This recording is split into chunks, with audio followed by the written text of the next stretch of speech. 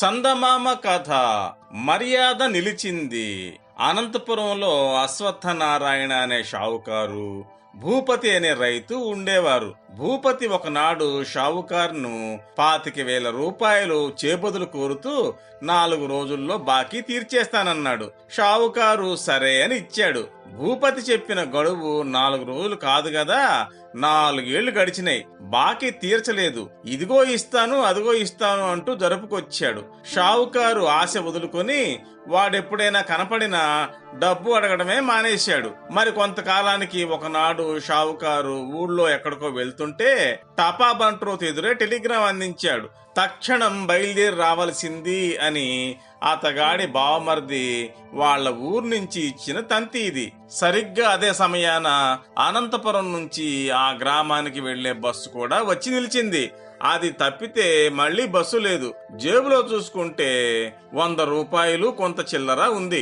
Bus charge మటుక్కి చాలు. వెళ్లేది అత్తవారిల్లు గనక ఇబ్బంది ఉండదు అనుకుని అతడు ధైర్యం చేసి బస్సు ఎక్కేశాడు. చిత్రం, ఆ బస్సులోనే భూపతి కూడా ఉన్నాడు. ఎక్కడికంటే ఎక్కడికి అని ప్రశ్నించుకున్నారు వాళ్ళిద్దరూ. భూపతి యథాప్రకారం మీ సొమ్ముకి భయం లేదు సుమండి, ఇచ్చేస్తాను అన్నాడు. అందుకు షావుకారు, ఎప్పుడో కాదు, నీ దగ్గర ఎంతుంటే అంత ఇప్పుడు ఇవయ్యా, నేను తలవంతలంపుగా బస్సుకి వెళ్తున్నాను, చిల్లర కొద్దిగానే ఉంది అన్నాడు.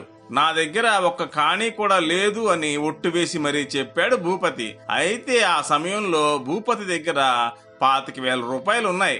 అతను ఆ డబ్బుతో పశువుల్ని కొనడానికి సంతకి వెళ్తున్నాడు. బస్సు మంచి జోరుగా పోతోంది. దారిలో డ్రైవరు చటుక్కున బస్సు ఆపేశాడు.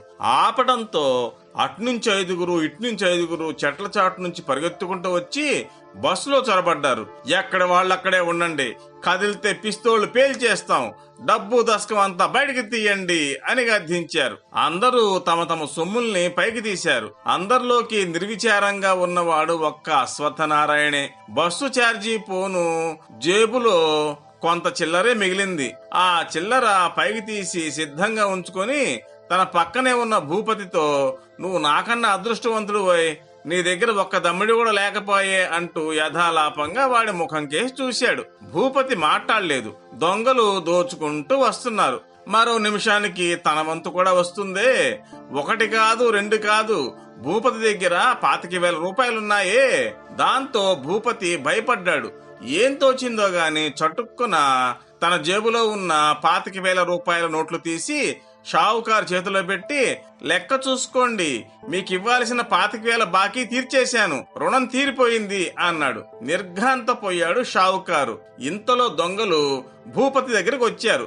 భూపతి తన దగ్గర ఏమీ లేవనేసరికి, చేతిలో పైసా లేకుండా ఎందుకు బస్సు ఎక్కావు అంటూ భూపతిని దొంగలు చావబాదారు. ఆ తర్వాత దొంగలు అశ్వత్థనారాయణ దగ్గరికి వస్తూ ఉండగా ఎవరో వస్తూ నలికిడి కావడంతో దొంగలు అశ్వత్థనారాయణ దగ్గర రాకుండానే బస్సు దిగి పారిపోయారు. దొంగలు వస్తే వచ్చారు, నా మొండి బాకి తీర్చారు అనుకున్నాడు అశ్వత్థనారాయణ. జరిగిందంతా చూసి భూపతి ముఖంలో కత్తి వాటుకు నెత్తురు చుక్క కూడా లేకుండా పోయింది.